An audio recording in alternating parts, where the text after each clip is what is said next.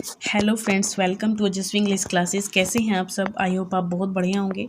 तो गाइज़, आज का हमारा लेक्चर मैथ्यू और नोट को लेके है। बहुत ज़्यादा इंपॉर्टेंट पॉइंट्स यहाँ पे मैथ्यू और नोट के बारे में हैं, जो सिर्फ एग्ज़ाम में आते हैं और एग्ज़ाम पॉइंट ऑफ व्यू से बहुत ज़्यादा इम्पॉर्टेंट है गाइज़। देखिए गाइज़, एक बात और मैं कहना चाहूँगी, आप लेक्चर में आए और ज़रा सी देर आप देखें और आप सोचें कि बहुत आपको कुछ मिल जाए, तो देखिए ये अच्छी बात नहीं है। लेक्चर में अगर आपको इंटरेस्ट के साथ आप उसको पढ़ेंगे ना, तभी आपको पता चलेगा कि उसके अंदर कितने तो लेक्चर में बने रहिए, उसको एंड तक देखिए, क्योंकि मेरे लेक्चर कोई भी ऐसा नहीं होता है कि जिसमें फालतू की चीज़ें मैं डालूँ। मैं केवल एग्ज़ाम पॉइंट्स ही डालती हूँ ऑलवेज, है ना। तो इस वीडियो में भी बहुत ज़्यादा ख़ास बातें हम मैथ्यू नोट के बारे में करेंगे। तो अच्छा यही होगा गाइज़ कि आप लास्ट तक वीडियो को देखें, आपके लिए बेनिफिशियल। चलिए स्टार्ट करते हैं। सबसे पहले हम बात करते हैं कि वो पैदा कहाँ हुए थे। ही वॉज बोर्न ऑन 24 सितंबर 1822 एट लालहम, मिडलसेक्स। देखिए, लालहम नाम की जगह थी कोई, मिडलसेक्स में वो पैदा हुए थे। And died on 15 April 1888 at Liverpool of heart failure. और 15 अप्रैल 1888 को वो लिवरपूल में उनकी डेथ हो गई थी। हार्ट फेलियर की वजह से उनकी डेथ हो गई थी गाइज। पेरेंट्स की उनकी बात करें तो इस father name was Thomas Arnold. उनके पापा जो थे उनका नाम थॉमस अर्नोल्ड था, जो हेड मास्टर थे रग्बी स्कूल में guys. And mother was Mary Penrose, और जो उनकी मदर थी उनका नाम था Mary Penrose. Arnold studied in, Arnold की अगर पढ़ाई की बात करें तो किस किस जगह से उन्होंने स्टडी की, यहाँ पे वो हम बात करने वाले हैं। तो देखिए, स्टडी जो उन्होंने की थी वो गाइज उन्होंने रग्बी स्कूल से की, फर्स्ट जो उनकी प्राइमरी एजुकेशन जिसको हम कहेंगे। उसके बाद बैलियल कॉलेज से उन्होंने एजुकेशन ली, और उसके बाद गाइज ऑक्सफोर्ड यूनिवर्सिटी से भी उन्होंने स्टडी की। He got married with Frances Lucy Whitman in 1857। 1857 में उन्होंने शादी कर ली थी फ्रांसिस लूसी नाम की लड़की से, है ना। तो 18th century became the age of prose and reason because of Matthew Arnold. देखिए, मैथ्यू अर्नोल्ड बहुत ज़्यादा इंपॉर्टेंट पोएट रहे हैं 18th सेंचुरी के। तो 18th सेंचुरी क्या बन गई? अर्नोल्ड की वजह से age of prose and reason बन गई थी। टच स्टोन मेथड, अगर मेथड की बात करें तो टच स्टोन मेथड गाइस इन्होंने दिया था मैथ्यू अर्नोल्ड ने। अगर कहीं पे भी बात आती है कि टच स्टोन मेथड किसने दिया, तो मैथ्यू अर्नोल्ड आप कहेंगे। टच स्टोन मेथड में इन्होंने कहाँ कहाँ से पैसेजेस लिए, उसकी हम बात करें तो होमर से इन्होंने पैसेजेस लिए, और दांते के जो वर्क है उससे इन्होंने पैसेजेस लिए, शेक्सपियर से लिए, और लॉर्ड बायरन से। ये 4 इंपॉर्टेंट पॉइंट हैं जिनसे इन्होंने जो है यहाँ पे पैसेजेस लिए टच स्टोन मेथड के लिए यूज़ करने के लिए। Arnold said that Kevan lacks light seriousness, ठीक है। अब बात करें तो according to Arnold, Wordsworth is not next to Shakespeare and Milton. According to Arnold के अकॉर्डिंग वर्ड्सवर्थ को वो नेक्स्ट, मतलब उनका नेक्स्ट नहीं मानते थे शेक्सपियर का या मिल्टन का। मतलब वो ये नहीं, उन्होंने कभी भी ये नहीं माना कि मतलब वर्ड्सवर्थ ने फॉलो किया है शेक्सपियर को या फिर मिल्टन को, या उन्हीं के नक्शे कदम पे वो चले हैं। उन्होंने ऐसा नहीं माना है बिल्कुल भी। Poetry is the criticism of life, ठीक है। क्या कहा है उन्होंने गाइस? ये उनकी डेफिनेशन भी कही जा सकती है। वैसे एक डेफिनेशन पोएट्री की क्या है? Poetry is the spontaneous overflow of powerful feelings. ये भी पोएट्री की यहाँ पे देखिए, क्रिटिसिज्म ऑफ लाइफ किसने कहा है पोएट्री को? मैथ्यू अर्नोल्ड ने कहा है। अर्नोल्ड रिगार्डेड क्लासिसिस्ट क्रिटिक, और अर्नोल्ड को क्या कहा गया है गाइस? किस टाइप का इनको क्लासिसिस्ट क्रिटिक, इनको क्रिटिक कहा गया है? तो इनको क्लासिसिस्ट क्रिटिक गाइस बोला गया है।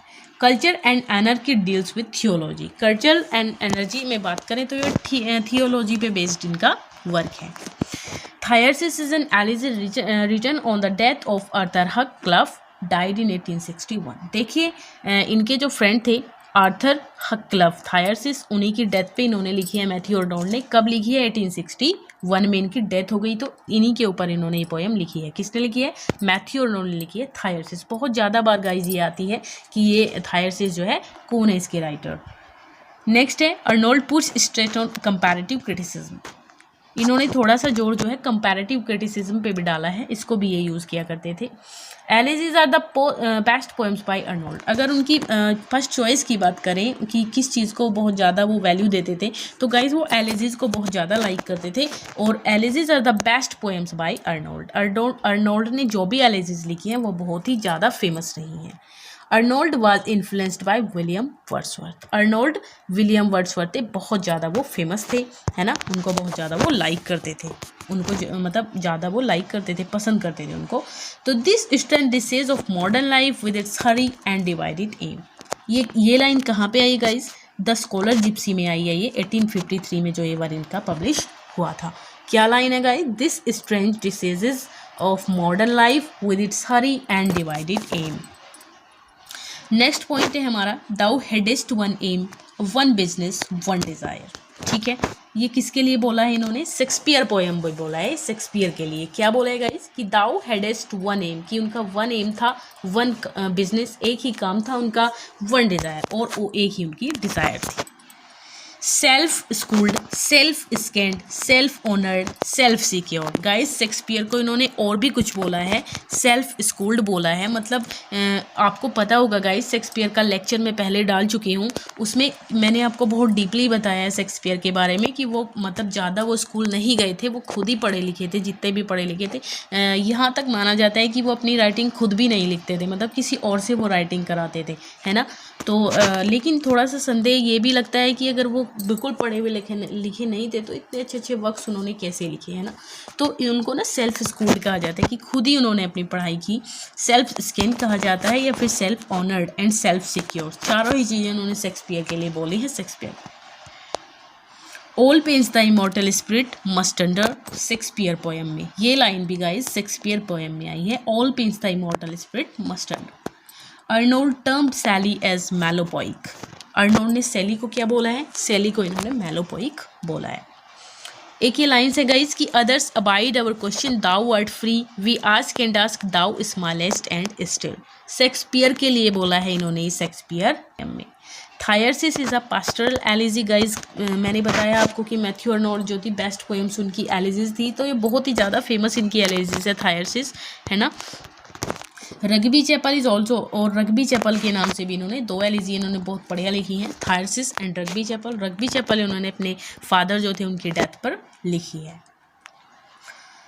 In memorial verses Arnold talks about Goethe and Wordsworth. ये गाइस आर जो है यहाँ पे रॉन्ग लिखा हुआ है, ये TH है, ठीक है, Goethe and Wordsworth. In memorial verses में इन्होंने किसके बारे में बात की है? गॉदे और वर्ड्सवर्थ के बारे में इन्होंने बात की है इन मेमोरियल वर्सेस में। ही कॉल सैली, इन्होंने कुछ और भी बोला है सैली को। क्या बोला है? A beautiful and ineffectual angel बोला है इन्होंने, beating in the void his luminous wings in vain. ठीक है गाइस, तो ये अर्नोल्ड ने बोला है PB शैली के लिए। अर्नोल्ड स्कॉलर जिप्सी, इनकी जो स्कॉलर जिप्सी आई थी 1853 में, is based on Glanvill's the vanity of dog magazine.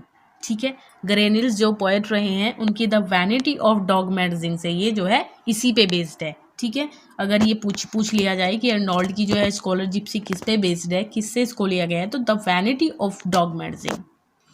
Sohrab and Rustam taken from a story from, एक और वर्क आता है अर्नोल्ड का, सोहराब एंड रुस्तम। तो पूछ लिया जाता है कि इसको कहाँ से लिया गया है, तो गाइस शाहनामा, जो फिरदौसी की बुक है ना शाहनामा, उससे इसको लिया गया है। इन कल्चर एंड एनर्की, इनकी जो एक वर्क है culture and anarchy, Arnold uses the term barbarian. इसमें जो है ना बहुत इंपॉर्टेंट टर्म है गाइज, 4 टर्म है जो इन्होंने यूज़ किए हैं, और ये पूछ भी लिया जाता है कि अर्नोल्ड ने कल्चर एंड एनर्की में कौन से जो है ये कहाँ पे इन्होंने लिए हैं, कहाँ पे इन्होंने ये टर्म यूज़ किए हैं। तो देख लेते हैं गाइज, एक तो हमारा यही है बारबरियन, एरिस्टोक्रेसी के लिए है ये यूज़। बारबरियन इन्होंने किसके लिए यूज़ किया है? एरिस्टोक्रेसी के लिए। फिलिस्तीन इन्होंने किसके लिए यूज़ किया है? मिडिल क्लास लोगों के लिए।